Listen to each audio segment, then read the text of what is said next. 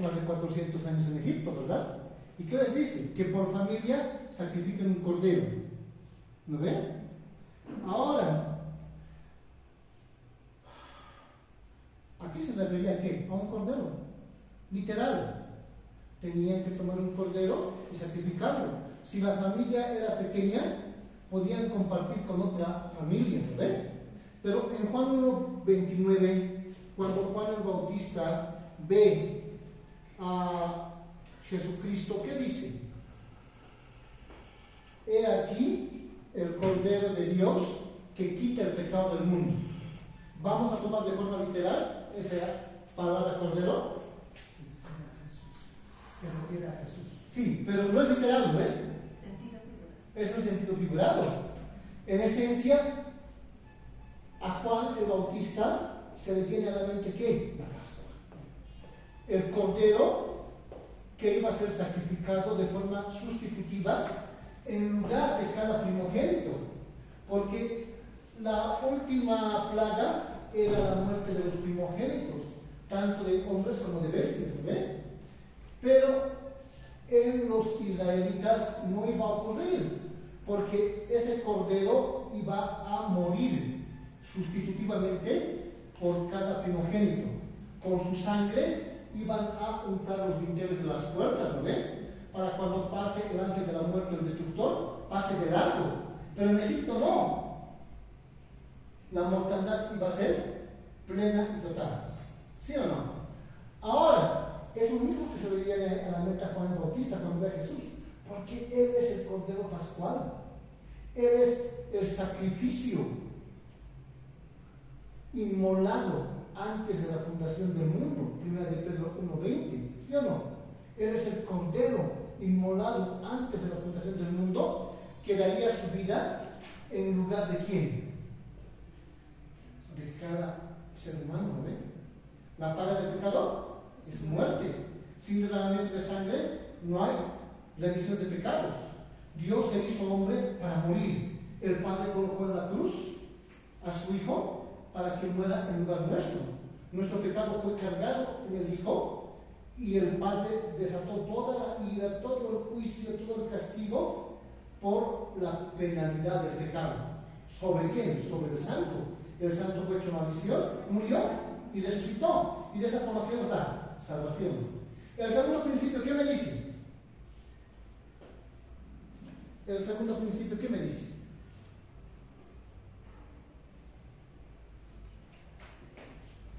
Yo creo que ya también ya les van a dar sus textitos. ¿Ya? Me dice que cada palabra debo interpretarla en el conjunto de palabras que rodean en un verso o en una frase, ¿no ven? ¿Una palabra aislada tiene significado? No, tiene que relacionarse con otras palabras para tener significado, ¿sí o no? Entonces yo voy a entender si hay una palabra de difícil comprensión tomando el conjunto de la frase, ¿ya? El conjunto de la frase, no palabras aisladas, sino el conjunto de la frase para que me indique qué significa y cómo voy a tomar esa palabra, cómo la voy a interpretar, de forma literal o de forma figural. ¿Hasta ahí alguna pregunta? Es lo que vimos esta noche, ¿no ve? ¿Ninguna? Muy bien. Tercer principio. Es necesario considerar el contexto del pasaje. Esta tarde les prometo enviarles las diapositivas. ¿Ya? ¿Perfecto? ¿Ok? Es que no he podido porque estaba bien afanado todas las notas que me han acumulado. ¿Cómo está, hermano? Adelante. Buenas tardes. Bienvenido al pase. Buenas tardes. ¿Cómo estás? ¿Qué es el contexto? Contexto. Lo que va con el texto, ¿verdad? El contexto, pues. Lo que va con el texto. Es el tejido de... Sí, sí. Lo que va junto al tejido, ¿no ve? Más tejido. ¿Qué es el contexto? Un versículo no está aislado, no es un llanero solitario, ¿no ve? Por ejemplo, el versículo más conocido, Juan 3:16. ¿Cuál sería el contexto de Juan 3:16? Juan 3:15 y Juan 3:17. O sea, los versículos que están arriba y debajo del texto. Eso se llama contexto. Ajá, eso vamos a ver enseguida. Muy bien, eso vamos a ver enseguida. ¿Ya? O sea, nunca puedo tomar un texto solito y de ese texto hacer doctrina. ¿Por qué? Porque nunca está un texto solito. Está acompañado de otros versículos, ¿verdad? Y debo tomar esos versículos hasta que me dé la idea completa. ¿Ya? La idea completa. Veamos qué nos dice acá. Considerar los versículos anteriores y posteriores. Siempre hay anterior y posterior. A no ser que sea Génesis 1:1, no hay un anterior, ¿no? Porque Génesis 1:1 es el primer versículo. Y Apocalipsis, último capítulo, último versículo, es lo último. No hay nada después. Pero después los otros versículos siempre tienen un contexto anterior y posterior. Un versículo que está antes y un versículo que está después. Clarito, ¿no? Esto en todos los versículos o también En todos. versículos cortas y versículos más largos también. Hay pues contextos más amplios. Siempre tiene que ser para entender acompañado. Claro, hay un elemento bien importante, ¿no ven? Lo que les decía anoche. La división en capítulos y versículos es artificial. En 1200, 1400 recién se dividió. En los originales era todo cosido, no había divisiones. No había capítulo 1, 2, 3, no había versículo 1, 2, no, todo era cosido. ¿Se dan cuenta? Ahora, estas divisiones han sido mal divididas. ¿Se dan cuenta? ¿Por qué? Porque los capítulos, la mayoría de las veces, cortan ideas. Por ejemplo, estoy viendo una película. Cuando se corta la luz, después de media hora vuelve la luz. Pongo la película y ya no sé dónde estoy parado, porque ha pasado media hora, ¿no? En cierta forma eso ocurre. Estos capítulos cortan ideas. O sea, les voy a enseñar eso en las siguientes clases. Hay conectores, ¿cómo está? Hay conclusiones que me indican divisiones naturales. ¿Dónde comienza una idea y dónde termina? ¿Se dan cuenta? Si tengo una idea completa, voy a poder entender de forma correcta, ¿ves? Pero si tengo una idea incompleta, ¿voy a poder entender de forma correcta? No. Es por eso que debo tener todo el cuerpo de pensamiento, sin cortes. Ahí voy a entender. Puede ser un contexto inmediato o mucho más amplio. ¿Ya? Eso nos va a dar el mismo texto. Vamos a ir viendo. ¿Perfecto? Considerar los versículos anteriores y posteriores para lograr una correcta interpretación de cualquier pasaje.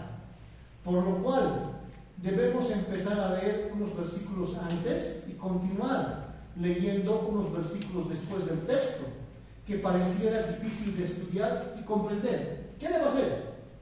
Tengo un texto, voy leyendo un poco antes y un poco después, hasta encontrar dónde comienza. ¿Sí o no? Porque, por ejemplo, leo un versículo, pero todavía no está la idea completa, entonces leo un versículo más atrás, luego más atrás, igual, un versículo después, hasta encontrar la idea completa. ¿Dónde comienza y dónde termina el pensamiento? Y ahí voy a tener un panorama completo, ¿ya? Y voy a entender de forma correcta. ¿Perfecto? Si estudiamos cualquier pasaje o expresión dentro de su contexto, nos encontramos con datos que nos aclaran el panorama y nos disipan cualquier duda que pudiera surgir. Cuando tenemos el panorama completo, es claro, ¿no ve? Sí. Voy a poder comprender. Por ejemplo, en el teléfono, digamos, yo me voy en minibús, no veo el panorama completo, ¿sí o no? Depende de las calles, por cuadras, pero no completo. Pero desde el teleférico puedo apreciar todo el panorama, ¿no ve? Es de esa forma, cuando tengo todo el panorama completo del pasaje, dónde inicia esta sección de pensamiento y dónde termina, que voy a poder interpretar de forma correcta, porque tengo toda la visión. ¿Ok? Adelante. ¿Cómo está, hermana? Buenas tardes, pase.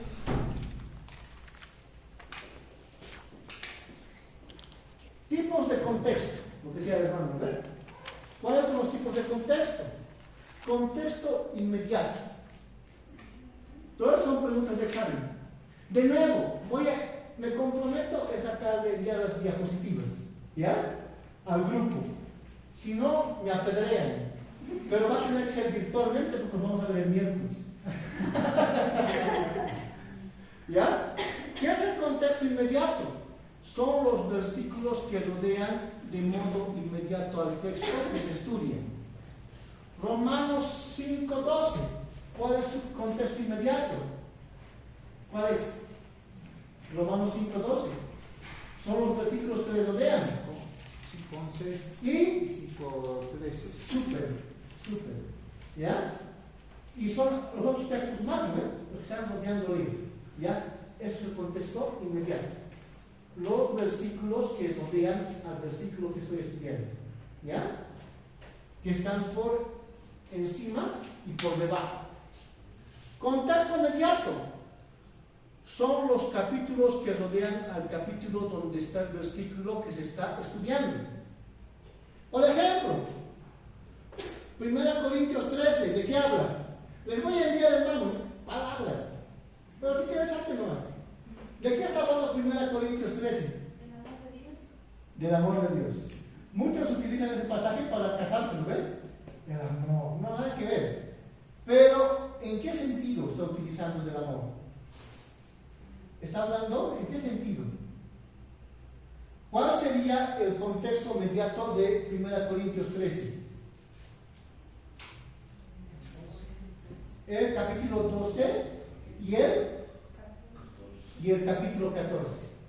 ¿De qué habla el capítulo 12 y el capítulo 14 de 1 Corintios? ¿De qué habla?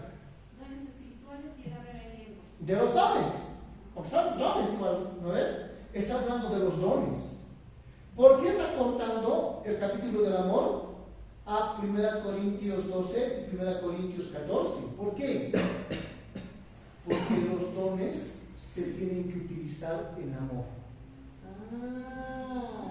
Los corintios, ¿cómo utilizaban? Con orgullo. Yo hablo en lenguas, ¿y tú? Yo soy profeta, ¿y tú? Utilizaban los dones con orgullo, con soberbia, para vanagloria, para ser vistos y admirados. ¿Qué les dice Pablo? Los dones se utilizan en amor y en humildad, para edificar al hermano, no para estar sobre él, no para humillarlo. ¿Ya? Entre el contexto inmediato, ¿qué es? El capítulo anterior y el capítulo posterior. El contexto inmediato, los versículos que rodean al versículo que estoy estudiando. ¿Clarito, no ven? ¿Más claro? Agua. Contexto testamentario. ¿Qué es el contexto testamentario? Es todo el testamento. Si el contexto inmediato no me da la respuesta, no me da luces, y voy al contexto inmediato y tampoco me da luces, me voy al contexto testamentario. ¿En qué testamento está este pasaje oscuro? Antiguo y nuevo. ¿Qué me dice todo el antiguo o qué me dice todo el nuevo? ¿Cuál es la enseñanza total de ese testamento? No se olviden, en cada doctrina tenemos que ver la enseñanza completa del testamento. No podemos hacer una doctrina de un versículo. No. Eso es un error. No puedo hacer una doctrina, una enseñanza de un versículo. ¿Se dan cuenta? Todo el testamento y toda la Biblia tiene que apoyar esa doctrina. Si no, esa enseñanza, ¿qué es? Incorrecta. ¿Cómo voy a hacer pues una doctrina de un versículo? Es un versículo. Y ni siquiera lo estoy entendiendo bien, ¿no ven? ¿Se dan cuenta? Esa enseñanza que se está sacando de ese versículo tiene que ratificarlo el contexto inmediato, el contexto mediato, el contexto testamentario y el contexto bíblico. Todo el testamento y toda la Biblia. Si no, no es doctrina. Tiene que tener todas las pruebas necesarias. ¿Ya han entendido este último? Muy bien.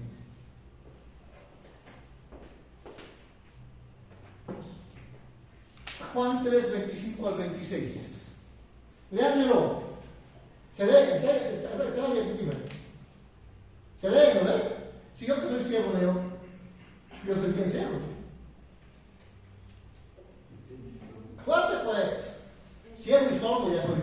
Entonces hubo discusión entre los discípulos de Juan y los judíos acerca de la purificación, y vieron a Juan y le dijeron: Rabí, mira que él que estaba contigo al otro lado del Jordán, de quien tú diste testimonio, bautiza y todos vienen a él. ¿Qué entendemos de ese pasaje? ¿Qué estamos entendiendo de esos versículos, de esos dos versículos de Juan 3, 25 y 26? ¿Qué entendemos? ¿Qué entienden? De la purificación. Del bautismo está hablando. ¿Qué dice? Que discutieron. No. Vean pues. Que Jesús bautizaba. Dice Jesús bautizaba, ¿no ven? Pero eso dice pues, Sí. eso. Pero tenemos que ver todo el pasaje para interpretar de forma correcta, ¿no ven? Todo el contexto anterior y posterior, el contexto inmediato, ¿ya? ¿Cuándo pues?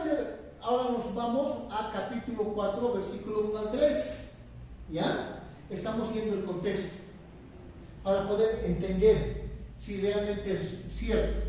Leánmelo, Juan 4, 1 al 3. Leánmelo, ¿están? Cuando pues el Señor entendió de los fariseos habían oído decir: Jesús hace y bautiza más discípulos que Juan. Aunque Jesús no bautizaba sino sus discípulos, salió de Judea y se fue otra vez a Galilea. ¿Está hablando o no está hablando del mismo tema? Sí. Está hablando del mismo tema. ¿Y qué dice? ¿Jesús bautizaba o no bautizaba? No bautizaba. Los discípulos. Los discípulos, ¿se dan cuenta? Los versículos anteriores o posteriores, o aún el capítulo anterior o posterior, me puede dar luces para interpretar de forma correcta. Si no, un pasaje, ¿cómo va a resultar? Oscuro y mal interpretado. ¿Ya han entendido esa parte, no ven? ¿Se dan cuenta? Si en el capítulo no te da luz, tienes, o sea, en los versículos anteriores o posteriores, tienes que ir al capítulo anterior y al capítulo posterior del capítulo donde está el pasaje que estás estudiando, para que puedas entender de forma correcta. ¿Ok? Muy bien. ¿Qué debemos interpretar del texto? Que Jesús no bautizaba. Estamos interpretando, ¿no ve? Muy bien. La tercera regla o principio hermenéutico dice: estos principios tienen que memorizarlos y dominarlos, porque va a haber un pasaje que van a emplear todos los principios en el examen. Yo hoy día les voy a dar en el grupo un trabajo para el siguiente, ¿ya? Pero me estoy comprometiendo a darles las diapositivas. Si no les doy diapositivas, no hacen el trabajo. Si les doy las diapositivas, están libremente obligados a hacerlo. Es necesario tomar las palabras en el sentido que indica el contexto. ¿Qué es el contexto? ¿Qué es el contexto? Expulsados del paraíso. Es el significado de un versículo anterior y el posterior. Son los versículos que acompañan al texto, ¿sí o no? Los versículos antes y después son los versículos que rodean al texto, o los capítulos, es el contexto, ¿no ven? Sí. ¿Se dan cuenta? Lo que rodea, ¿ya? Por ejemplo, si yo me pongo aquí al medio, ¿quién es mi contexto? Son ustedes, me están rodeando. ¿O hay que errores? A saber, los versículos que preceden y siguen al texto que se estudia. ¿Qué son? ¿Qué es el contexto? Los versículos que preceden, anteceden, y los que siguen o acompañan o rodean. ¿Ven? Hemos visto ya mucho. Sucede a veces que basta el conjunto de una frase para determinar cuál es el verdadero significado de ciertas palabras. Muchas veces simplemente vemos lo que está antes y lo que está después y ya entendemos, ¿sí o no? Pero muchas veces es necesario ir a los capítulos anteriores y posteriores, muchas veces aún más atrás. ¿Se dan cuenta? Es por eso que cuando yo estudio un pasaje bíblico, debo conocer todo el libro, no solo el versículo, debo conocer bien ese libro que estoy estudiando. Por eso convenientemente, cuando estoy iniciando mi labor de docencia, de maestro o de pastor, es conveniente comenzar con libros cortos, porque son más fáciles de entender, de leer, de conocer, de dominar y de memorizar. ¿Sí o no? ¿Perfecto?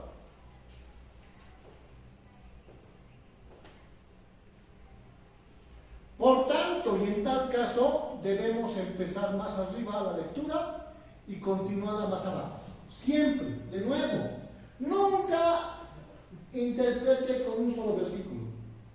Siempre vaya versículos antes y versículos después, para que tenga toda la idea.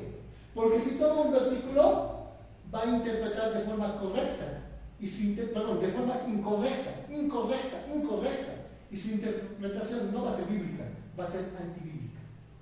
¿Por qué? Porque no tengo la suficiente información. ¿Sí o no? Cuanto más información tengo, puedo interpretar mejor, ¿ve? Y cuanto menor información tengo, ¿cómo interpreto? Mal, pues. Mal. ¿Se dan cuenta? Entonces siempre debo tomar los pasajes que rodean, ¿ya? Hasta que entienda que estoy teniendo todo el pensamiento pleno. Para tener en cuenta lo que precede y sigue a la expresión oscura, y procediendo así se hallará claridad en el contexto por diferentes circunstancias. De nuevo, a medida que vaya retrocediendo y vaya adelantándome o bajando, ya voy a tener la información necesaria y voy a verificar dónde comienza y dónde termina ese pasaje. ¿Ya?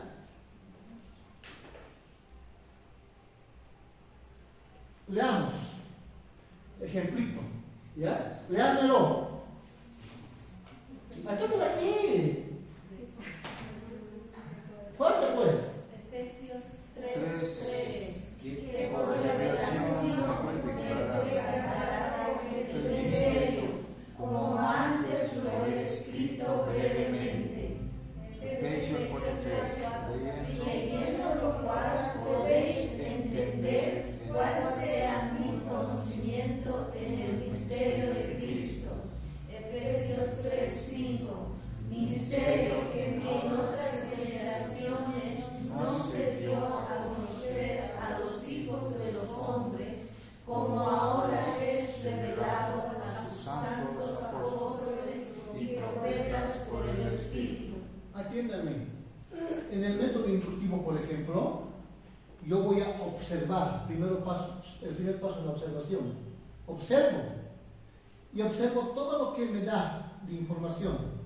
Aún pregunto al texto: ¿quién escribió? ¿A quién escribió? ¿Cuándo escribió? ¿Dónde escribió? ¿Qué escribió? ¿Por qué escribió? ¿Se dan cuenta? Ahora, ¿qué más observo? ¿Qué palabras se repiten? ¿Por qué he puesto misterio con rojo? Porque se repite. Porque se repite. Eso me puede dar la llave de la interpretación, ¿sí o no? O me puede dar muchos rastros. Veamos. Entonces, misterio es una palabra clave. ¿Por qué? Porque se repite. Ahora vamos a ver qué me dice de misterio. Que por revelación me fue declarado el misterio. Dice que por revelación se le ha mostrado el misterio, pero hasta ahora no me dice qué es el misterio. ¿No ven? como antes lo he escrito brevemente, leyendo lo cual podéis entender cuál sea mi conocimiento en el misterio de Cristo. Ah, ya tengo más información. Es el misterio de Cristo. Pero hasta ahora no sé qué es ese misterio. ¿Sí o no? ¿Se dan cuenta? 5. Misterio que en otras generaciones no se dio a conocer a los hijos de los hombres. En otras generaciones, ¿a qué se refiere? Al Antiguo Testamento. En el Antiguo Testamento este misterio no se conoció. Estaba sellado, estaba oscuro. ¿Ya? No se conocía. ¿Qué más dice? Como ahora es revelado a sus santos apóstoles y profetas por el Espíritu. Dice que este misterio ahora es revelado por el Espíritu. ¿No ven? ¿Se dan cuenta? Y por los santos apóstoles y profetas. ¿Se dan cuenta? Ahora vamos a buscar la revelación. He encontrado palabras claves, he elaborado pequeñas listas, lo que me dice del misterio, pero hasta ahora no sé qué es el misterio. ¿Ya? Entonces tengo que ir a qué? Al contexto. Los versículos que están antes y después. Si es necesario, los capítulos, ¿no ven? Para conocer qué es el misterio. ¿Ya? Pero por los versículos anteriores, los que siguen al citado, encontramos que la palabra misterio se aplica aquí a la participación de los gentiles en los privilegios del Evangelio, de la gracia, de la iglesia. ¿Ya? Veamos qué nos diga la Biblia. Léanmelo. Efesios 3:6. Que los gentiles son coherederos y miembros del mismo cuerpo, y copartícipes de la promesa en Cristo Jesús, por medio del Evangelio. Romanos 11. No, hasta ahí nomás. Por el momento. Por ejemplo, si me quedo de Efesios 3:3 al 3:5, no sé qué es el misterio, pero sé que hay un misterio. ¿Y qué es el misterio de Cristo? Y que en la anterior dispensación, en el Antiguo Testamento, no ha sido conocido, ha sido sellado, pero que ahora sí ha sido revelado. Pero no sé qué es el misterio. Pero si me voy al contexto posterior al versículo 6, ¿qué me dice? A ver, ¿qué me dice? Veamos. ¿Qué me dice? Que los gentiles son coherederos y miembros del mismo cuerpo y copartícipes de la promesa en Cristo Jesús por medio del Evangelio. ¿Qué es el misterio? que los gentiles son coherederos.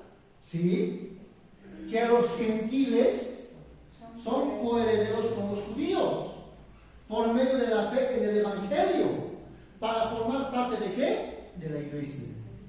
La iglesia del cuerpo. ¿Qué es el cuerpo de Cristo? La iglesia, ¿no ven? Es el misterio. Antes los judíos no se creían. Solo nosotros somos los afortunados para estar en el reino de Dios. Ustedes estronguistas, de all rights. No, nosotros bolivarianos, no. ¿Se dan cuenta? Que solamente los judíos. ¿Qué dice? No, en Cristo, con su sacrificio, por el Evangelio, por la gracia y la fe, judíos y gentiles forman parte de la iglesia por medio de la fe en Cristo. Fuera de Cristo no hay salvación, ni para judíos ni para gentiles. ¿Y cuál es el misterio que estaba sellado? Que Dios no solamente separó a los judíos, sino también a los no judíos, para ser el cuerpo y el pueblo de Dios. ¿Sí o no? ¿Dice o no dice eso? Es el misterio. En el Antiguo Testamento eso estaba oculto, pero en el Nuevo Testamento fue revelado. ¿Se han dado cuenta? Si solamente hubiera leído hasta 3:5, no entendería qué es el misterio. Ahora, por ejemplo, esto es un ejemplo sencillo, ¿no ven? Muchas veces hay que leer muchos versículos más abajo y muchos versículos más arriba y aún capítulos, porque es más difícil de encontrar, pero hay que hacerlos. ¿Ok? ¿Me han entendido hasta acá?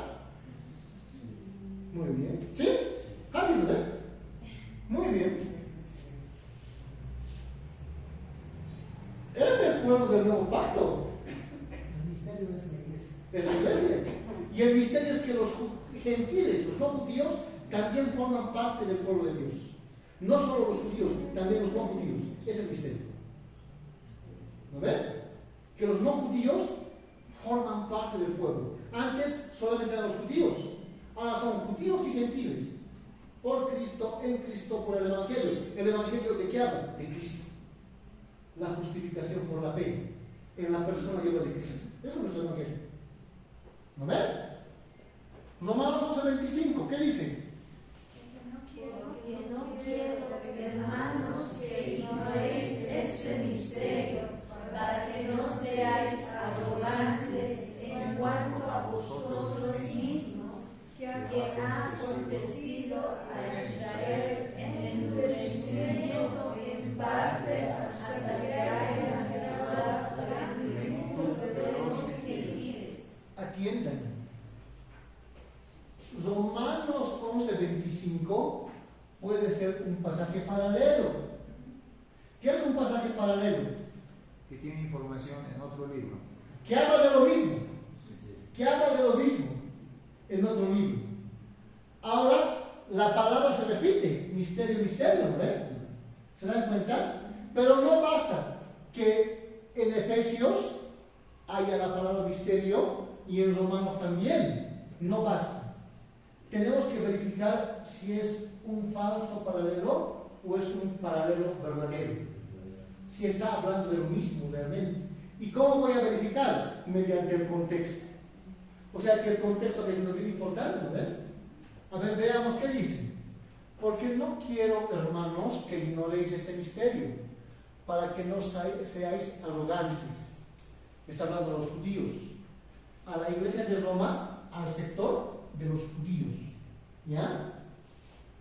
En cuanto a vosotros mismos, que ha acontecido a Israel endurecimiento en parte, hasta que haya entrado la plenitud de los gentiles. Gentiles son los no judíos.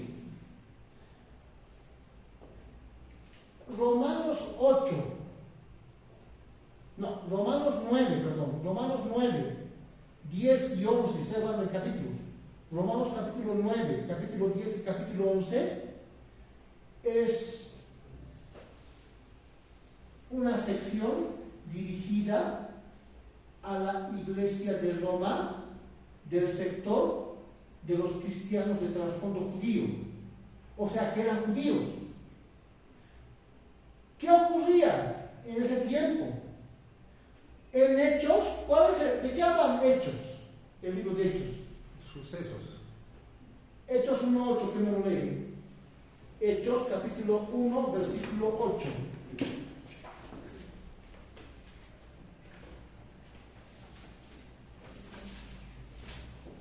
Amén. Adelante. Pero recibiréis poder cuando haya venido sobre vosotros el Espíritu Santo, y me seréis testigos en Jerusalén, en toda Judea, en Samaria y hasta lo último de la tierra. Hechos 1:8 es el verso clave de Hechos. En Hechos 1:8 está la división del libro y muestra cómo el Evangelio está avanzando de Jerusalén, Judea, Samaria, hasta el último de la tierra. Y esto es lo que habla Hechos, de cómo el Evangelio y la iglesia se está expandiendo por medio de la proclamación del Evangelio. ¿Sí o no? ¿Verdad? Ahora, es bien importante que entienda qué ocurría en ese tiempo. La primera iglesia fue la de Jerusalén, pero a medida que se iba cumpliendo ese mandato dado no solamente a los apóstoles, sino a todo cristiano, a la iglesia, de llevar el Evangelio, y a medida que el Evangelio iba saliendo de las fronteras de Judea, de los judíos, e iba llegando a lugares no judíos, ¿qué ocurría? Le estoy preguntando, ¿qué ocurría? No, pero ¿qué ocurría? Algo ocurría. ¿Qué ocurría? ¿Qué ocurría? ¿Qué ocurría? ¿Qué ocurría? ¿Qué ocurría? De nuevo, tengo que estar familiarizado con lo que ocurría. Por ejemplo, estoy tomando ejemplos habituales. Yo soy bolivarista. Me he atrasado y llego media hora después que comienza el partido. Y como soy antisocial me siento, hermano, su cara de mago tiene bien serio, está preguntando, ¿no ven? ¿Se dan cuenta? No sé quién está ganando, está empatando, está perdiendo, no sé nada. Lo que primero tengo.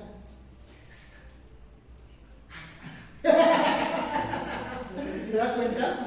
Es lo mismo que debo hacer cuando abro la Biblia. ¿Qué está pasando?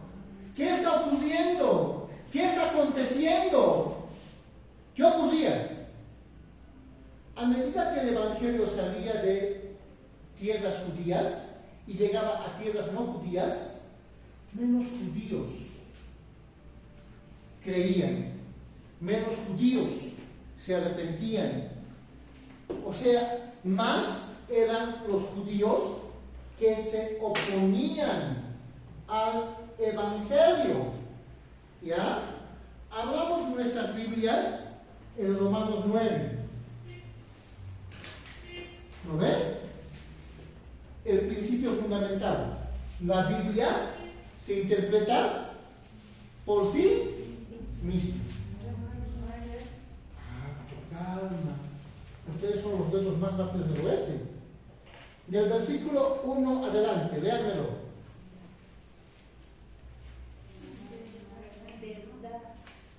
Romanos 9, 1 adelante. Romanos 9, 1. Verdad digo en Cristo, no miento, y mi conciencia me da testimonio en el Espíritu Santo. 2. Sigan leyendo. Que tengo gran tristeza y continuo dolor en mi corazón. 3.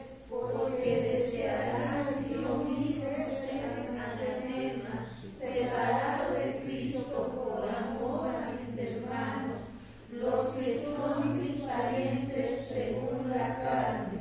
4. Que son israelitas, de los cuales son la adopción, la gloria, el pacto, la promulgación de la ley, el culto y las promesas. 5. De quienes son los patriarcas y de los cuales, según la carne, vino Cristo, el cual es Dios sobre todas las cosas, bendito por los siglos. Amén. Sigan leyendo. 6. No que la palabra de Dios haya fallado, porque no todos los que descienden de Israel son israelitas, ni por ser descendientes de Abraham son todos hijos, sino en esta que será llamada descendencia. Alto. Pues, después van a seguir leyendo todo el capítulo. Atiéndanme. ¿Qué han entendido? ¿Por qué Pablo está lleno de tristeza? ¿Por qué quiere ser maldito? Yo deseara ser anatema, dice. ¿Por qué? ¿Qué me dice ese pasaje?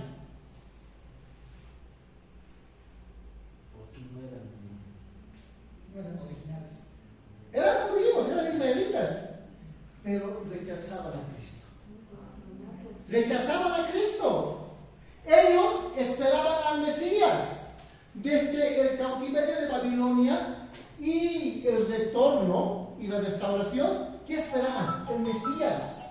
¿Y quién era el Mesías? El ungido. ¿Y quién era el ungido?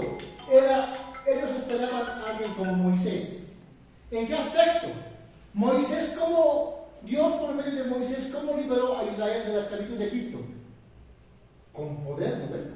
Con fuerza, destruyendo y haciéndose la burla de Dios, 10 dioses egipcios, ¿sí o no? Destruyendo el imperio egipcio, así los liberó.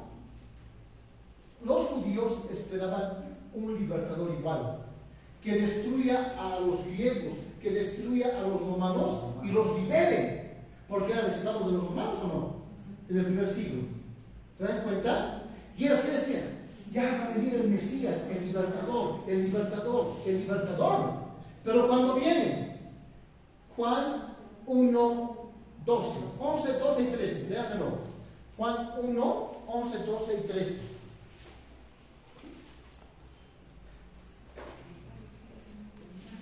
Adelante. 11. A lo suyo vino y los suyos no les recibieron. 12.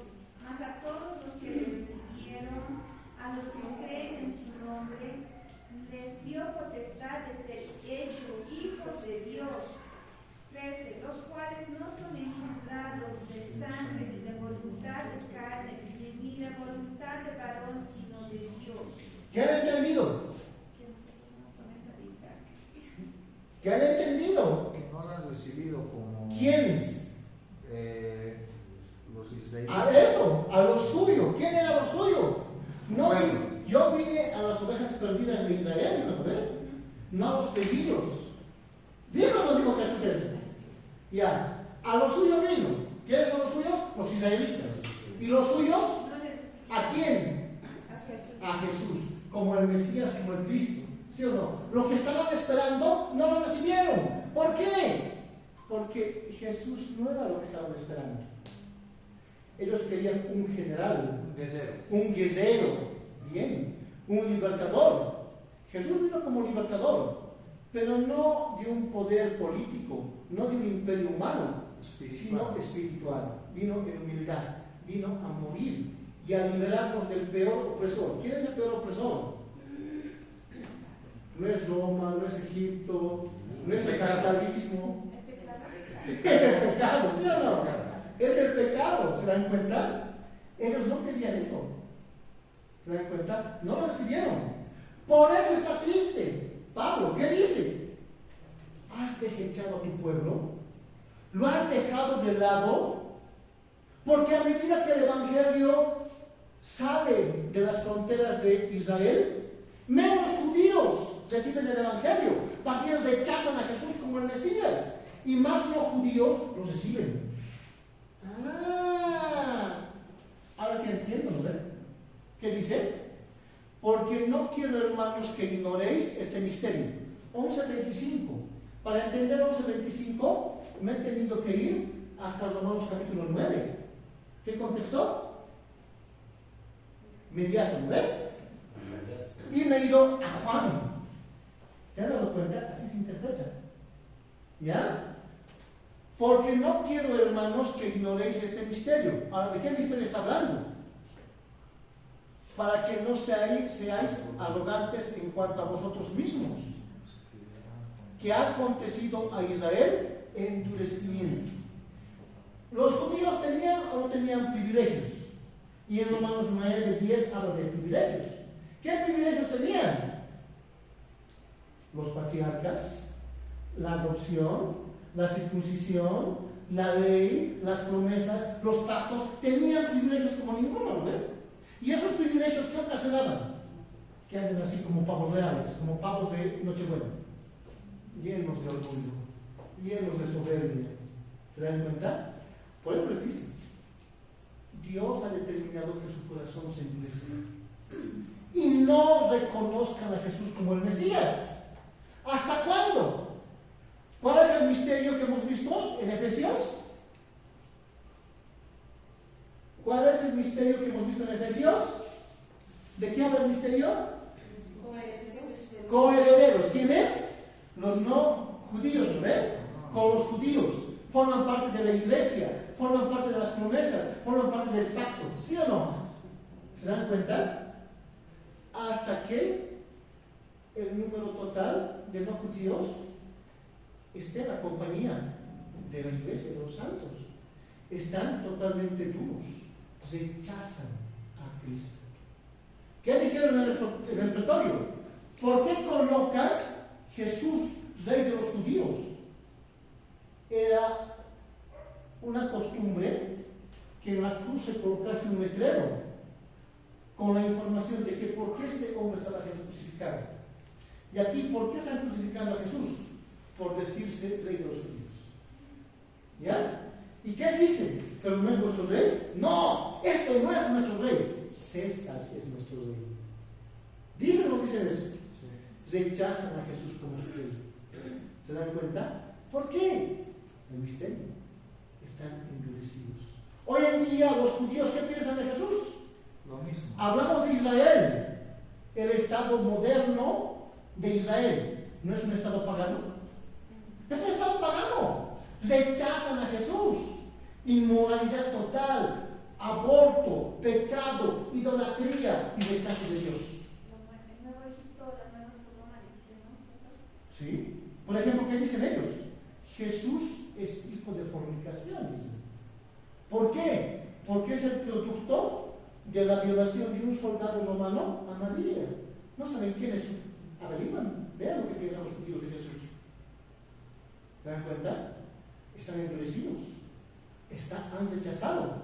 Cuando una persona judía acepta a Jesús como el Cristo o el Mesías, ¿qué ocurre? Su familia lo expulsa, lo persiguen, lo quieren matar, porque aborrecen a Jesús, rechazan a Jesús. Dicen que Jesús es anatema, es maldito. Vean, averigüen. Ahora podemos hacerlo, ¿ven? El internet nos da todo tipo de información. ¿Se dan cuenta?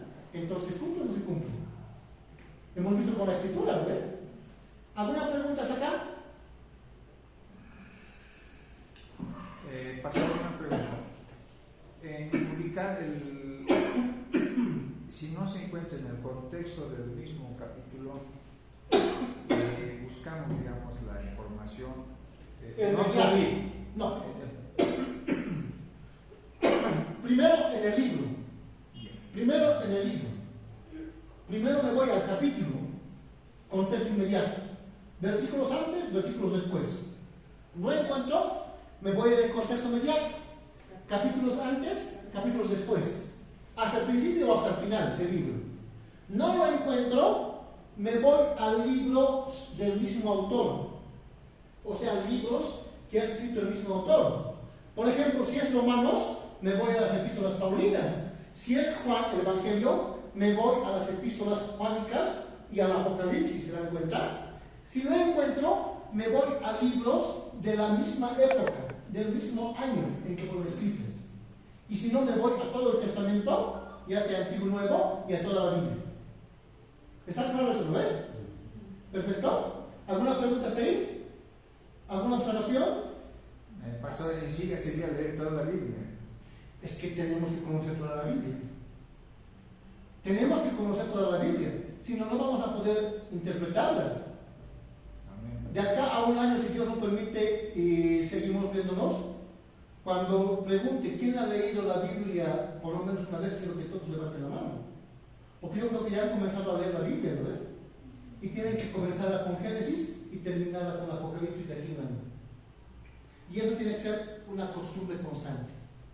Y así van a conocer todo el plan de Dios. Si no, ¿cómo van a interpretar? Si no, van a ser engañados. Aquí no es decir amén, amén. Tienen que primero ver si la Biblia dice eso, ¿no ven? Por ejemplo, si lo que yo estoy hablando es real o no es real, ¿cómo se verifica con esto? Solo con la Biblia. Solo con la Biblia. Para eso tienen que conocerla. Conocerla. Colosenses 1:26. El misterio que había estado oculto desde los siglos y edades, pero que ahora ha sido manifestada a sus santos. Ya. Colosenses 1:27.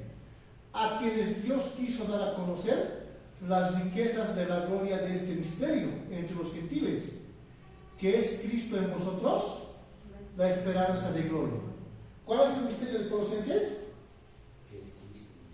Eso. Cristo en ustedes. ¿La esperanza de qué? De gloria. ¿Qué gloria? Vida eterna. Esta es la vida eterna. Que te conozcan a ti, el único Dios verdadero, y a Jesucristo que me enviaste. Estar en comunión con Dios. Estar en amistad con Dios. Formar parte de la familia de Dios. A los suyos vino, mas los suyos no le recibieron. Mas a todo aquel que le recibió, le dio el derecho de qué? ¿De ser hecho hijo? No todos somos hijos de Dios. Cuando nacemos, nacemos como hijos del diablo. ¿Cuándo somos hijos de Dios? Cuando nacemos de nuevo. Cuando experimentamos el nuevo nacimiento. Cuando somos regenerados. Cuando es una realidad Cristo, Señor y Salvador. Recién soy hecho hijo de Dios. A los suyos vino, mas los suyos no lo recibieron. Mas a todo aquel que le recibió, ¿a quién? A Cristo, como Señor y Salvador, le dio el derecho de qué? ¿De ser qué? De ser hijos de Dios. Hijos de Dios. ¿Alguna pregunta hasta ahí? ¿Cuál es el misterio de Efesios? ¿Cuál es el misterio de Efesios? Cristo en nosotros. No, de Efesios. Ah, Eso. Que somos coherederos, ¿no ven? Con los gentiles, que formamos parte de la iglesia. Y tanto judíos como gentiles por fe en Cristo, formamos parte del pueblo de Dios, del pueblo del nuevo pacto de la iglesia. ¿Cuál es el misterio de Romanos? ¿Cuál es el misterio de Romanos? ¿Hemos visto o no hemos visto? Ahorita les voy a expulsar del paraíso. ¿Cuál es el misterio de Romanos? ¿Qué ha acontecido? Endurecimiento a quiénes? A los judíos. ¿Sí o no? Para que rechacen a su Mesías, a su Cristo. ¿Sí o no? ¿Cuál es el misterio de Colosenses? Esperanza de gloria. ¿Hasta allá hay alguna pregunta? Todo claro, espero, no todo oscuro. ¿Se han dado cuenta? Es importante estos principios, ¿no? Por eso me estoy deteniendo. ¿Ya? Porque es importante que lo apliquen. Es importante que lo dominen. Hágase la misma palabra en sentido diferente en otros pasajes, siendo necesario en cada caso el contexto para determinar el significado exacto. Cuando éramos niños éramos siervos bajo los rudimentos del mundo. ¿Qué son los rudimentos del mundo? Gálatas 4:3, léanmelo. Ya, pues ahí está. Gálatas 4:3. Así también nosotros, cuando éramos niños, estábamos en esclavitud bajo los rudimentos del mundo. ¿De qué habla Gálatas? ¿Cuál es el tema de Gálatas? Cierta, pero lejos a la vez. No, hay que ver. ¿De qué habla?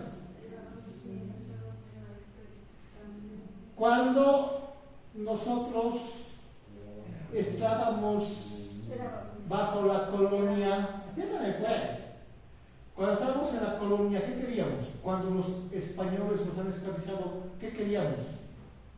Libertad, emancipación. Gálatas es una epístola de libertad y de emancipación.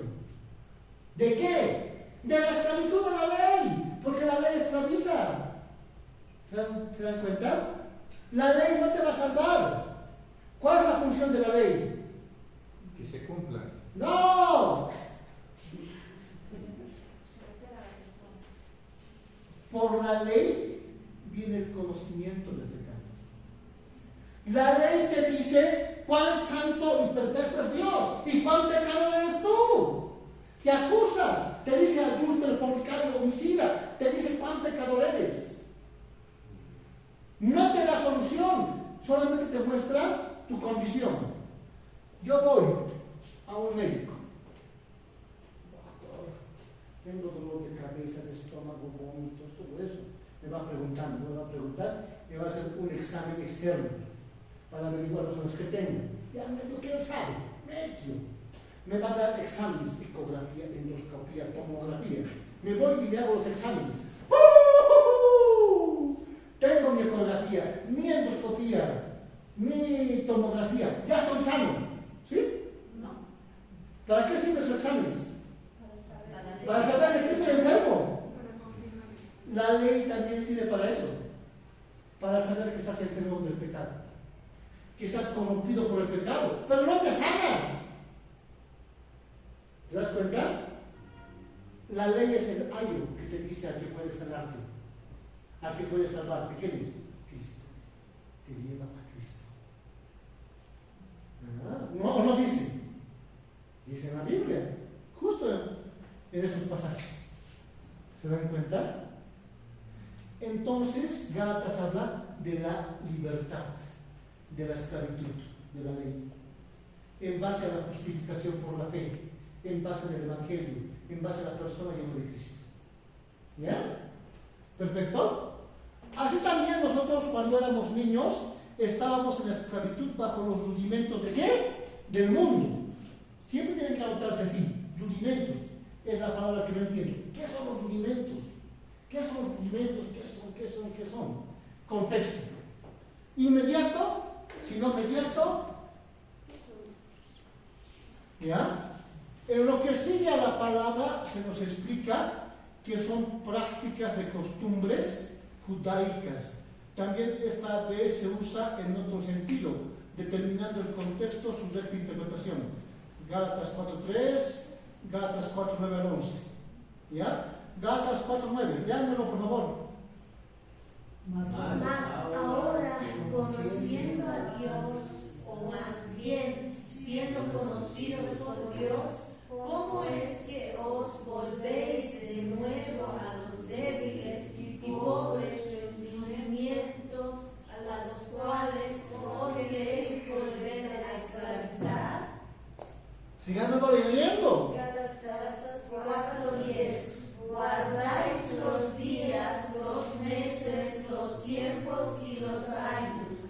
Gálatas 4:11. Me temo de vosotros que haya trabajado en vano como vosotros. Muy bien. ¿Qué son los rudimentos? ¿Qué son? Prácticas y costumbres de los judíos, sus tradiciones, sus culturas. ¿Sí o no? Por ejemplo, hoy en día, ¿qué se nos dice? Tenemos que volver a la cultura, ¿verdad? ¿Sí o no? Del tahuantinsuyo, etcétera, a vivir bien. Pero como cristiano, ¿puedo volver a eso? No. Tengo que dejar de lado eso.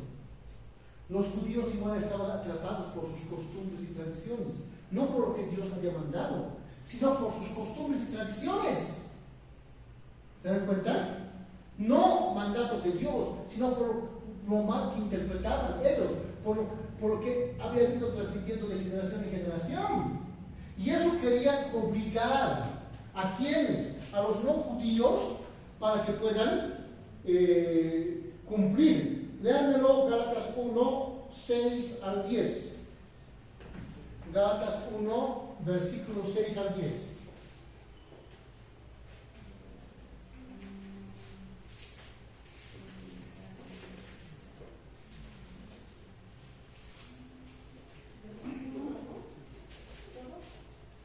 Sí, Gálatas capítulo 1, versículos 6 al 10.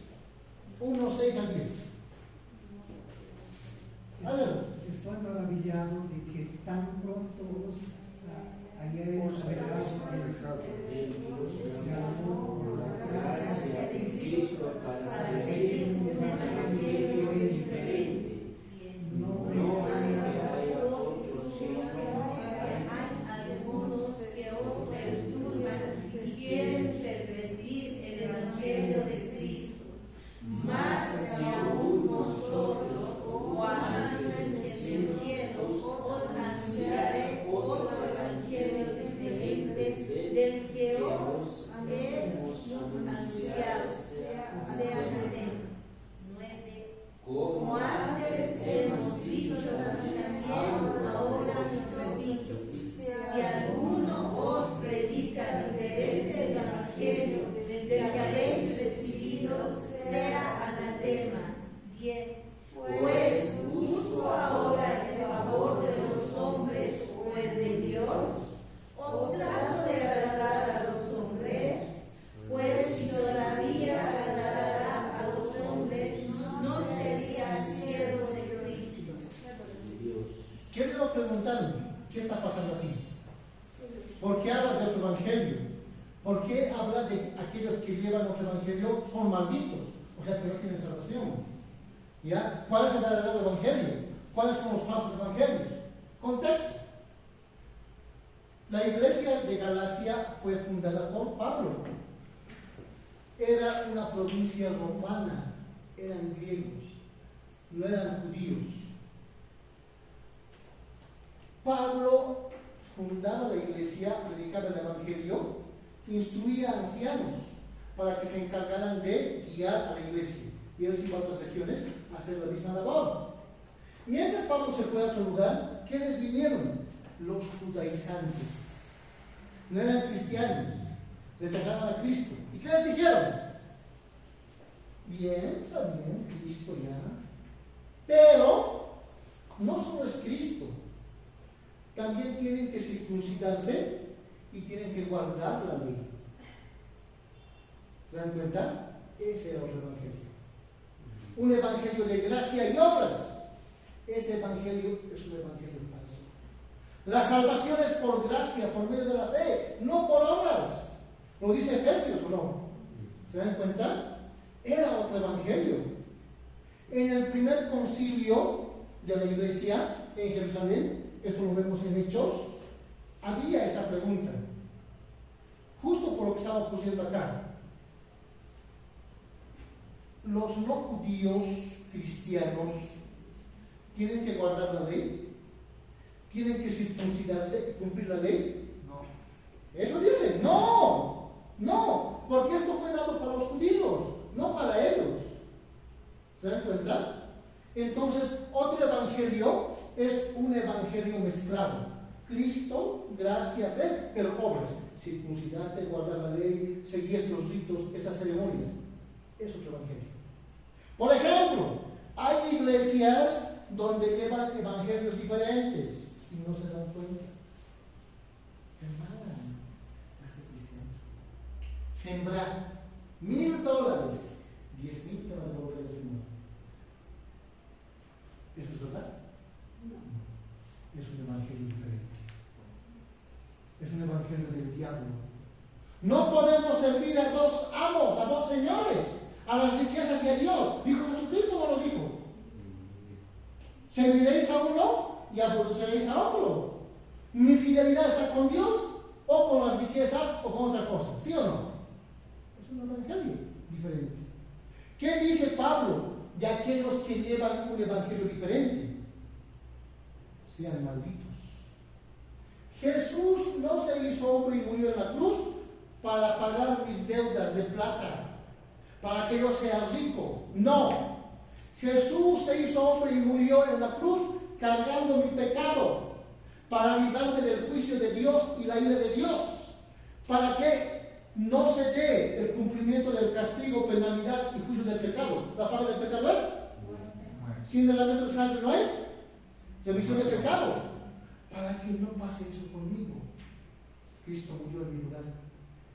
Es el evangelio.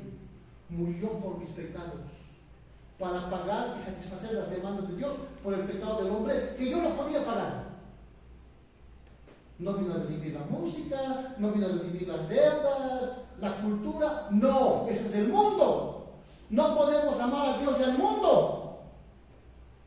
Si amo el mundo, el amor del Padre no está en mí. Eso que dice en 1 Juan, ¿verdad? Capítulo 2. ¿O no dice eso? ¿Se dan cuenta? Entonces, ¿seguimos a Cristo? No seguimos a Cristo. ¿Estamos en el verdadero evangelio o estamos en el falso evangelio? No hay más. ¿Se dan cuenta? Entonces, de nuevo, ¿qué son los rudimentos? Costumbres de hombres, costumbres, tradiciones, guardar fiestas, guardar ritos, costumbres. Es que mi familia se acostumbraba, es que mi pueblo, mi raza. Tenemos que despojarnos. Hoy en día las iglesias evangélicas en el campo están esclavizadas por eso, ¿sí o no? Siguen usos y costumbres. Como cristianos, ¿yo puedo seguir esclavizado a usos y costumbres? No, son rudimentos del mundo. Tengo que despojarme de todo eso. He sido liberado, ¿sí o no? ¿Se dan cuenta?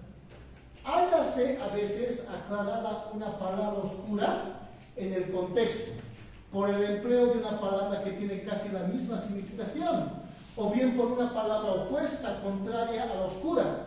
Así que, por ejemplo, la palabra pacto, hecho con Abraham, Gálatas 3:17, se explica por la voz promesa en el mismo versículo. Leámoslo, Gálatas 3:17.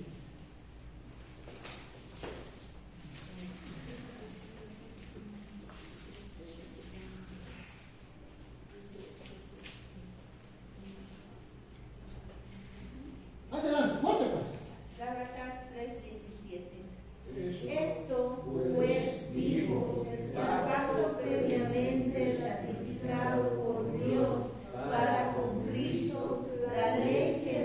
cuando 430 años después no lo abroga para invalidar la promesa.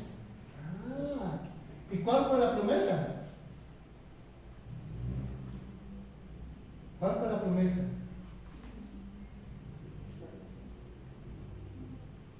En tu simiente serán benditas todas las familias de la tierra.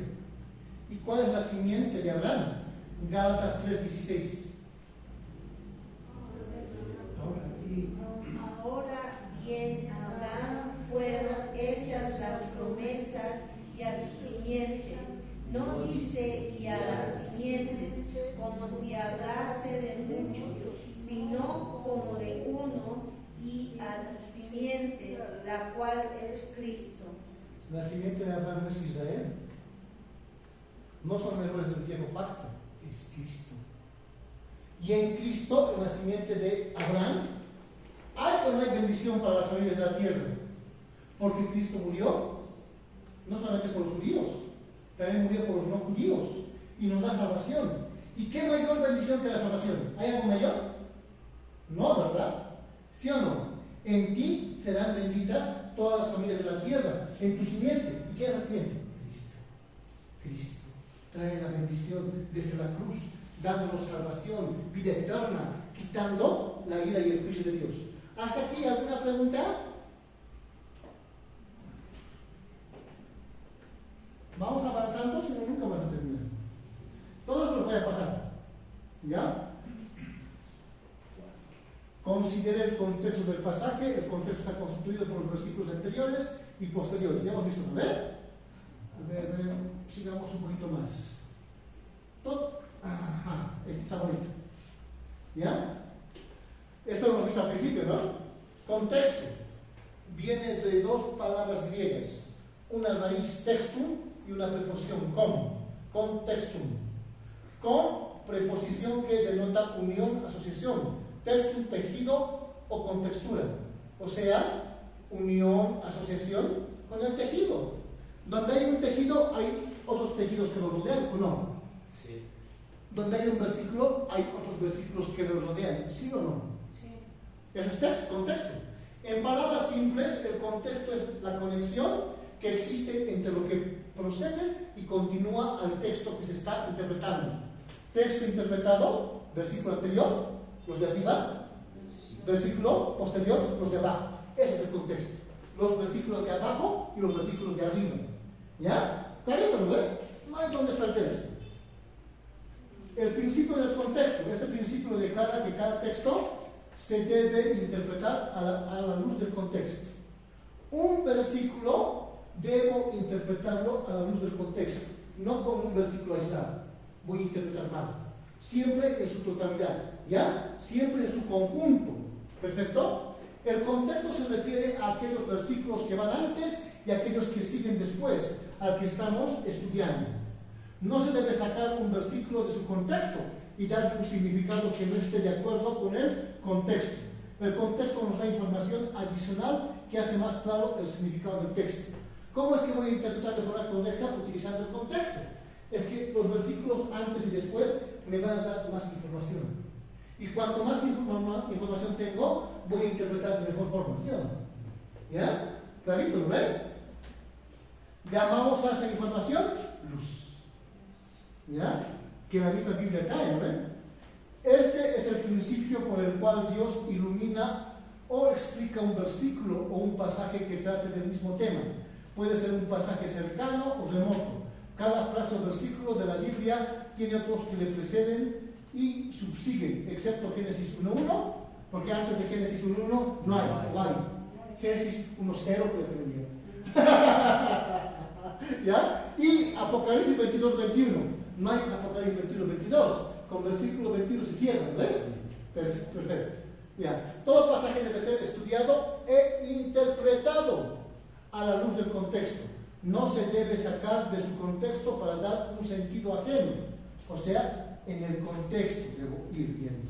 ¿Ya? Lo que está. Tengo el pasaje y antes, después del pasaje, tengo versículos. Contexto inmediato. ¿No ven? Del capítulo que estoy estudiando, donde está mi texto, hay capítulos antes y después, contexto inmediato. En el Nuevo Testamento o Antiguo Testamento, el contexto testamentario. Hermana, buenas noches, pase a ver. Buenas noches. Buenas tardes, perdón. Lo siento, pase. Bienvenida. Buenas tardes. Esa hermana, lo siento. ¿Cómo está? Filipenses 2:12. Ocupaos en nuestra salvación con temor y temblor. Esto se interpreta muchas veces como si la salvación fuera en parte o del todo por la obra meritoria humana. Pero note el versículo siguiente. Léanmelo, Filipenses 2:12 y 13.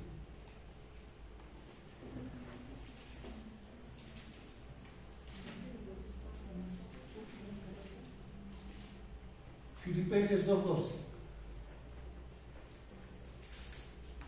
Filipenses 2:12. Por tanto, amados míos, como siempre habéis obedecido, no como en mi presencia solamente, sino mucho más ahora en mi ausencia. Ocupaos en vuestra salvación con temor y temblor. 13. Sí.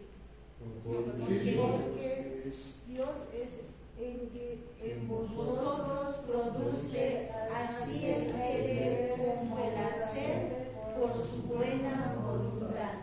Ustedes, por ejemplo, ¿por qué están aquí? Porque son buenos, espirituales. No, porque Dios ha puesto en su corazón que estén acá. ¿Sí o no? O sea, Dios mismo coloca en los corazones hacer lo que es correcto y agradable a Dios. ¿Se dan cuenta? O sea, ¿qué implica? Que yo debo crecer en la salvación. Debo vivir una vida victoriosa, mi vida cristiana. ¿Y qué es una vida victoriosa? Totalmente dependiente del Espíritu Santo, lleno del Espíritu Santo y en perfecta obediencia a los mandatos de Dios. No como un medio para ser salvo, sino como una manifestación y demostración que soy salvo. Los frutos son el resultado de la salvación, no el medio de la salvación. Buenos frutos, buen árbol, has nacido de nuevo. Malos frutos, mal árbol, no has nacido de nuevo. Así de simple. ¿Sí o no? Romanos 8:28. Léanmelo, por favor. No, pero léanmelo en sus Biblias. Romanos 8:28 y 8:29. Primero Romanos 8:28. Adelante. Romanos 8:28. Y sabemos que a los que aman a Dios, todas las cosas le ayudan a bien. Esto es, a los que conforme a su propósito son llamados. Está bien ahí. O sea, no podemos decir todas las cosas como cristianos nos ayudan a bien. ¿Cómo nos va a ir bien? Porque hay algo antes. A los que aman a Dios. A ellos. Es a los que todas las cosas les ayudan a bien. Ahora, ¿qué implica todas las cosas? No solamente las cosas buenas, también las cosas malas. Dios permite que como cristianos suframos, tengamos pérdida, tengamos sufrimiento. ¿Sí o no? O desde que somos cristianos, ¿todo bien? No, pruebas, dolor, sufrimiento, pérdida. ¿Cuál fue la última promesa de Cristo después que resucitó, antes que ascendiese?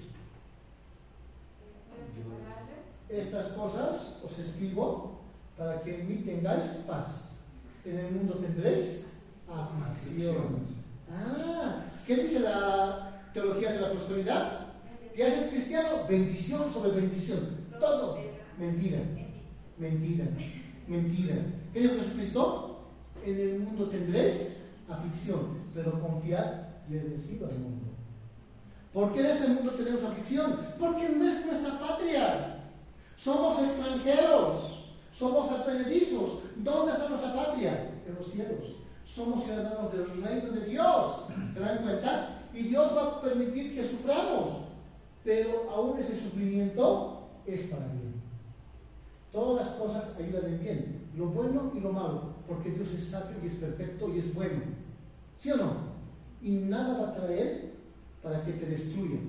Aún lo malo te va a edificar, va a aumentar tu fe, va a perfeccionar tu fe y va a plantarte más en Cristo y que confíes menos en vos o en los que te rodean y más que confíes en Cristo. ¿Sí o no? ¿Alguna pregunta hasta ahí? Nadinga.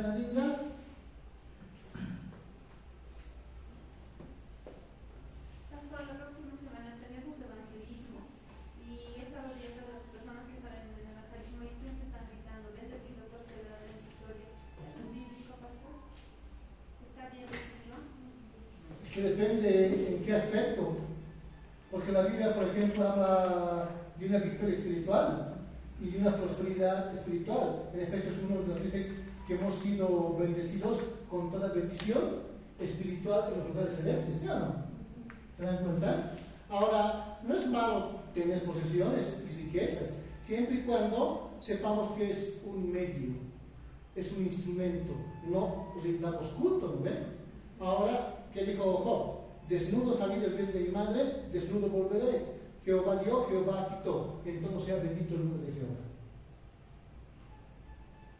Yo pensé que esa parte mejor hay que obviarla y es mejor exaltar a Dios y decir que nosotros vamos a estar bien, ¿no?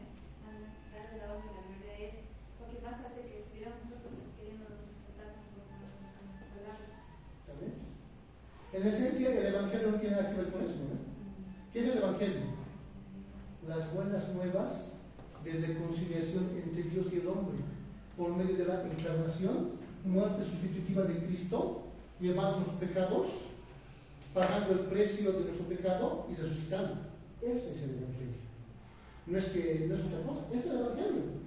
Es la justificación por la fe.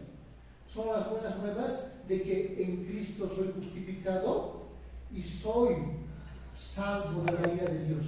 Soy acercado a Dios, soy parte de la familia de Dios, pero en Cristo y su obra de salvación. Es el Evangelio, no otras cosas. Juan 2, 19, 20. Léanmelo. Ya pues, léanmelo. Respondió Jesús y les dijo: destruid este templo y en 3 días lo levantaré.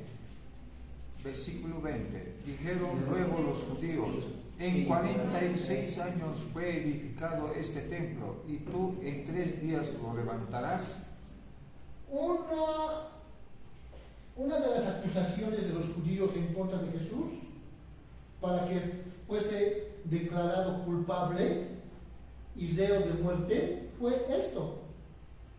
¿Qué dijeron los judíos?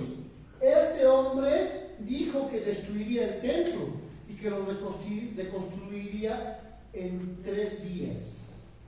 ¿Pero a qué templo se refiere? ¿Al templo de Jerusalén? ¿Se refiere al templo que levantó Herodes? Más de 46 años después de su reconstrucción, porque justo el 63 después de Cristo se terminó de construir ese templo.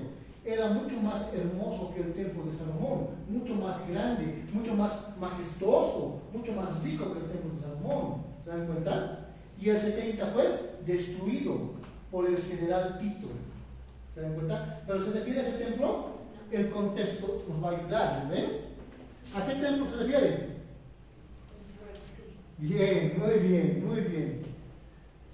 Leámoslo el contexto posterior. Adelante. Respondió Jesús y les dijo: destruid.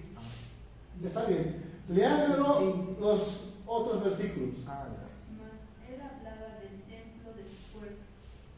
21. ¿Está bien? Léanlo. Más él hablaba del templo de su cuerpo. Síganlo leyendo.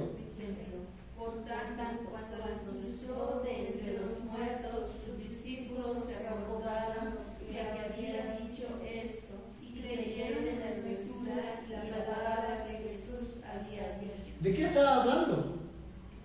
De su cuerpo. ¿Se dan cuenta? No estaba hablando del templo de Jerusalén, estaba hablando de su cuerpo. En la cruz, murió en lugar nuestro llevando nuestro pecado y al tercer día resucitó. Esta generación perversa demanda señal. ¿Y qué señal se le dará? La señal del profeta Jonás. ¿Y cuál es la señal del profeta Jonás? Que estaba dentro de la ballena 3 días. Y 3 noches. ¿Lo ves? Sí. De la misma forma, el Señor Jesucristo estuvo en el centro de la tierra 3 días, ¿no? Y al tercer día resucitó. Es la señal mayor. ¿Creyeron los judíos? No. Por el misterio que aconteció, dureza de corazón, endurecimiento a los judíos, hasta que llegue ¿qué? La plenitud de Cristo. ¿No?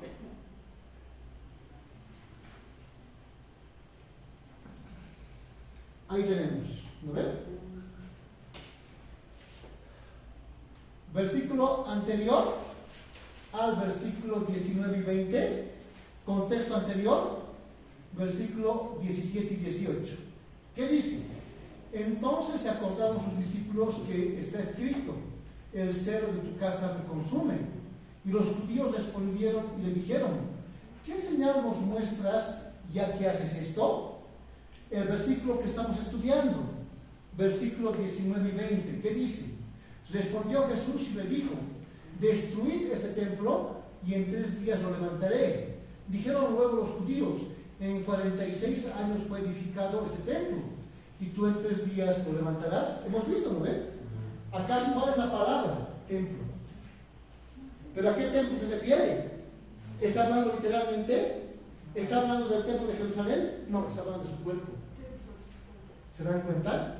¿Qué dice los versículos posteriores o el contexto posterior? Más él hablaba del templo de su cuerpo.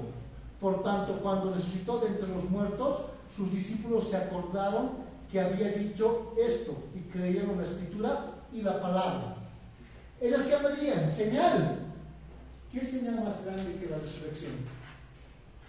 ¿Había alguna señal más grande que la resurrección? Cristo resucitó. ¿Creyeron eso? No. ¿Qué dijeron? Que era una farsa. Los discípulos robaron el cuerpo. Las mujeres se equivocaron de tumba. Que no estaba muerto, estaba desmayado. ¿Se dan cuenta? Es lo que argumentaron. Hay un libro de Lee Strobel sobre el veredicto de Cristo y habla las pruebas científicas de la resurrección. Les voy a pasar por el grupo también si quieren lo leen, si quieren. ¿Ya? ¿Hasta ahí alguna pregunta? ¿Hasta qué hora tenemos clases? ¿4 menos cuarto o 4? 4. Pastor, dígame, estamos hablando de los textos, versículos. Yo tengo, digamos, 3 versículos que es un pasaje. Y de este subtítulo hasta este subtítulo, ¿cómo se entiende? Hay un elemento de nuevo. Los subtítulos no son inspirados por Dios. Así como los capítulos y versículos fueron puestos. Y depende de la editorial y la interpretación de la editorial. Así que es mejor que no tome esos subtítulos. Más bien me van a obstaculizar. Me pueden ayudar, pero también me pueden obstaculizar. Yo les voy a enseñar cómo encontrar las divisiones naturales. De esta clase, la siguiente, vamos a ver cómo encontrar las divisiones naturales de la escritura y ver dónde comienza y dónde termina una sección. ¿Ya? Así con todo el cuerpo pleno del capítulo vamos a poder interpretar de forma correcta. Así tan sencillamente se resuelve un aparente problema. ¿Cómo está, hermano? Pues pase. Gracias a la luz que arroja el contexto inmediato, Jesús estaba hablando de sí mismo, de su muerte y resurrección. En este caso, el contexto posterior es el que más nos ayudó a interpretar correctamente. De nuevo, del versículo que estoy estudiando, debo ir al contexto anterior, posterior, al contexto inmediato. ¿Qué es el contexto inmediato? ¿Qué es el contexto inmediato? Capítulo anterior. No, Versículos. inmediato, versículos. Los versículos que rodean al pasaje que estoy estudiando. Los versículos que están antes y que están después.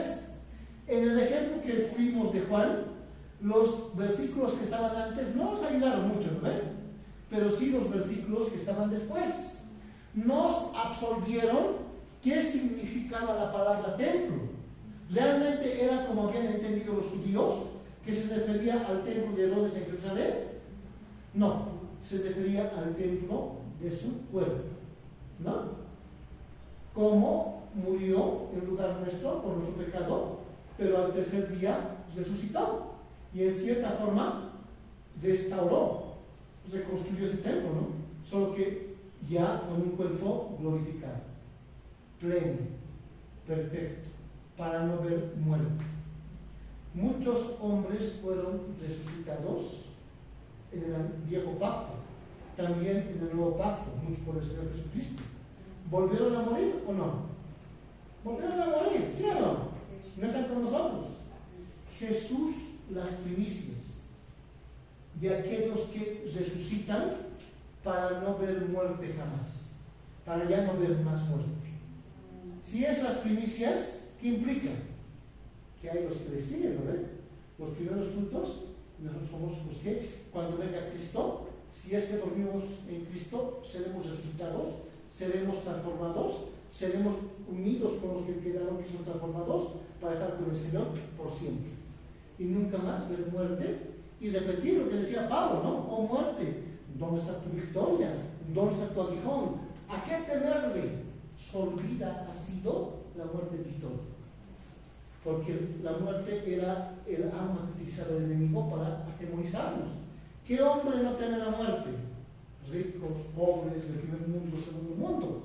Pero Cristo no solamente derrotó el pecado, Satanás, al mundo, también la muerte. ¿Se dan cuenta? ¿Por qué? A aquellos que nacieron dos veces, físicamente, luego espiritualmente. Tal vez veamos la muerte física si Cristo no viene. Pero si vemos la muerte física, esa muerte es temporal.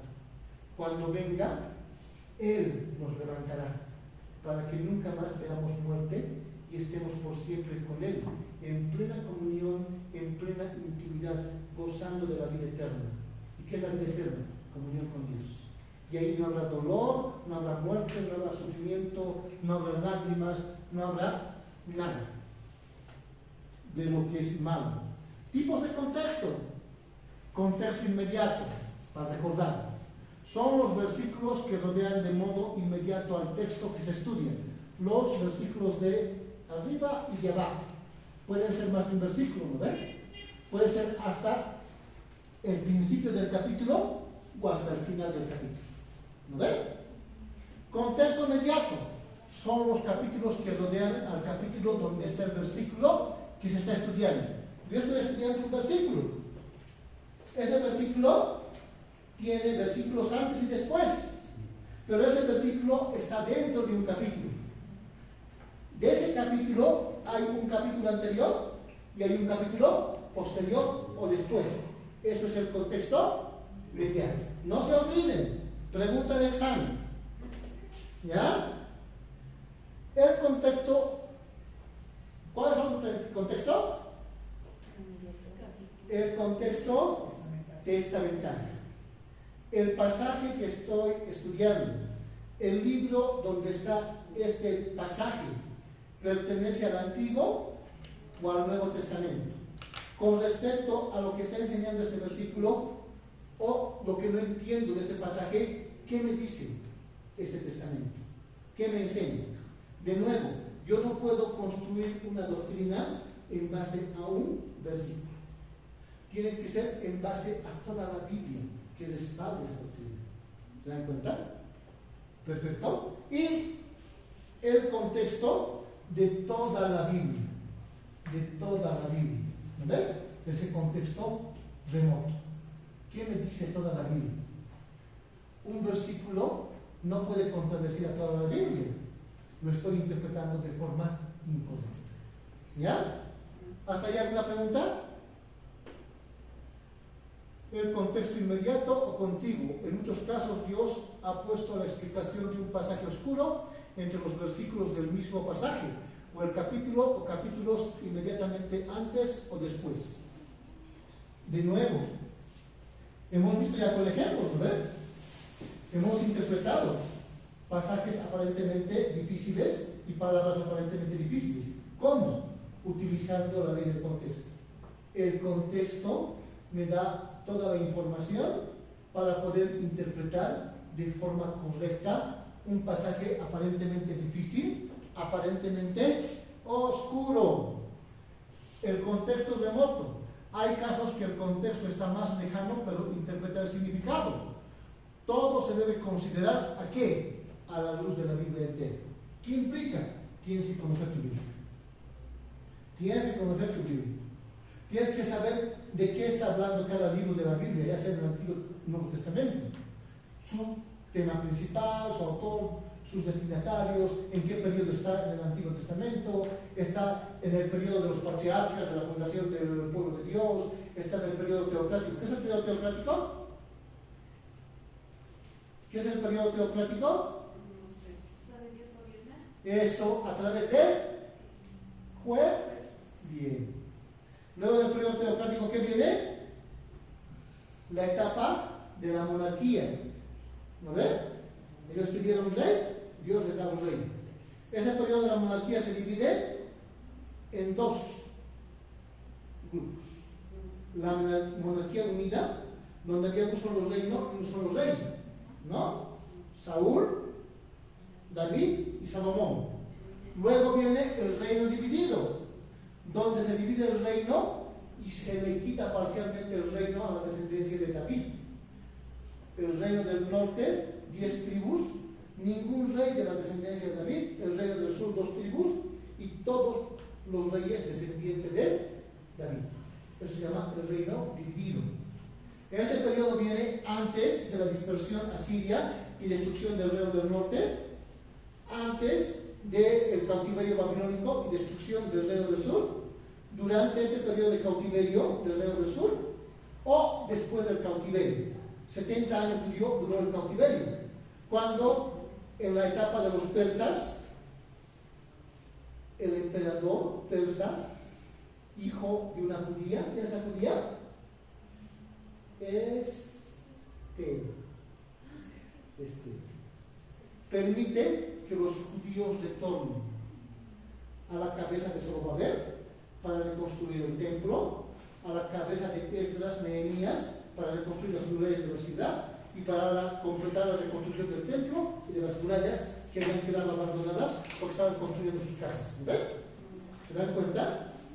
O sea, posterior al exilio, la restauración. Luego vienen los 400 años de silencio, el periodo intertestamentario, donde Dios no habló, donde se escribieron los libros apócrifos que tienen los católicos y que nosotros no los tomamos como canónicos porque no fueron inspirados por Dios, porque Dios no habló.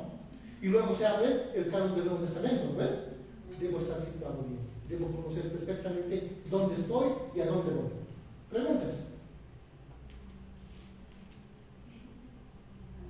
El miércoles nos vemos, esta noche os voy a poner diapositivas y vamos a ver, ya esta semana terminamos con esto. He querido hacerlo lento porque es importante, se han dado cuenta que es importante, ¿no ven? Luego entramos, en una clase voy a llevar lo que son métodos de interpretación y de nuevo os voy a quedar en hermenéutica especial, las figuras de dicción y en el método inductivo. ¿Ya? Después no, les voy a entregar ya el hermano James, ya le envié. ¿Ya? Yo creo que hoy día es una. Después vamos a hacer hermano. Pastor, una pregunta acerca de lo que preguntó la hermana anterior, acerca de bendecidos, prosperados. No es bíblico, o es bíblico, pastor. Dos, otra pregunta. Dice, un grito de júbilo. Eso está bien que digamos en nuestras congregaciones. Tanto bendecido, prosperado, grupo de júbilo, ¿en qué pasaje se basa? No hay. ¿En qué pasaje? Si no se basa en ningún pasaje, en Efesios 1 nos dice que hemos sido bendecidos con toda bendición espiritual en los lugares celestiales. Pero no nos habla de una prosperidad terrenal ni gritos de júbilo, ni de guerra, ni rugidos, ni saltar como ovejitas, nada de eso. Eso es totalmente antibíblico. Gracias. ¿Por qué? Y si queremos ver cómo es la adoración celestial, vayamos a Isaías 6, Apocalipsis 4 y 5 y vamos a ver cómo debe ser el culto a Dios, conociendo a Dios. Despedimos una oración, por favor.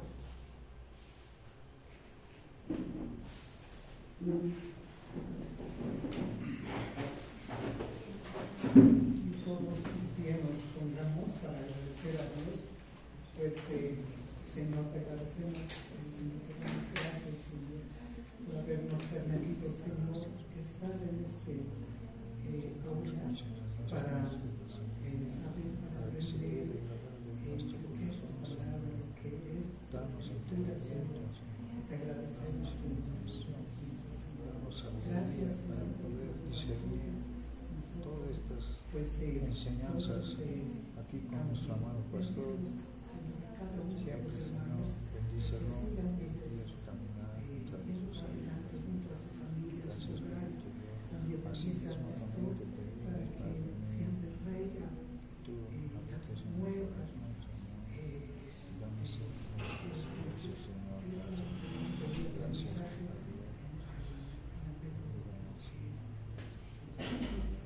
Gracias, Señor. Amén. Muchas gracias. Entonces, hasta el próximo miércoles, hermanos. Les voy a enviar las diapositivas hoy. Les voy a enviar la tarea hoy. Ya saben, hay diapositivas, hay tarea. ¿No ven? Por favor, sí, háganme una hojita y me dan la siguiente, por favor. Les debería ya dos hojitas. Por favor.